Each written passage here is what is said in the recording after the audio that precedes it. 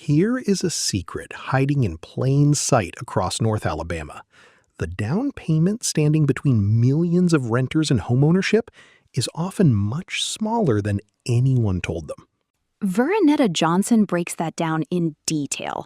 We are looking at government-backed loan programs, qualification realities, and what it actually takes to get from renting to owning in the Huntsville market. Let's start with the programs themselves and why so few eligible buyers ever use them. The central tension here is the gap between what buyers believe they need and what programs actually require. And that gap is costing families years of equity they will never recover. The Post puts it plainly. While affordability remains a concern, many households capable of purchasing a home remain trapped in the rental market because they assume homeownership is financially out of reach. That is the real cost of the information gap. Not just inconvenience, but delayed wealth building. Every year spent renting is a year without equity in an appreciating market. So what are the actual options? FHA loans lead the list. Qualified borrowers can purchase with as little as 3.5% down, and the credit flexibility is broader than most people expect. VA loans go further. Eligible veterans, active duty personnel, and certain surviving spouses may qualify for zero down payment, competitive rates, and reduced closing costs. Given Huntsville's deep ties to defense and military employment, this is a significant local factor. And then there is USDA financing, which most buyers mentally file under farms only, incorrectly. Right. USDA eligibility maps frequently include suburban communities that buyers would not think of as rural.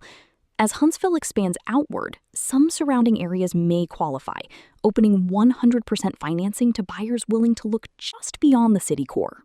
The Post also flags state-level assistance, down payment help, closing cost support, and forgivable loan structures that can stack on top of a federal program.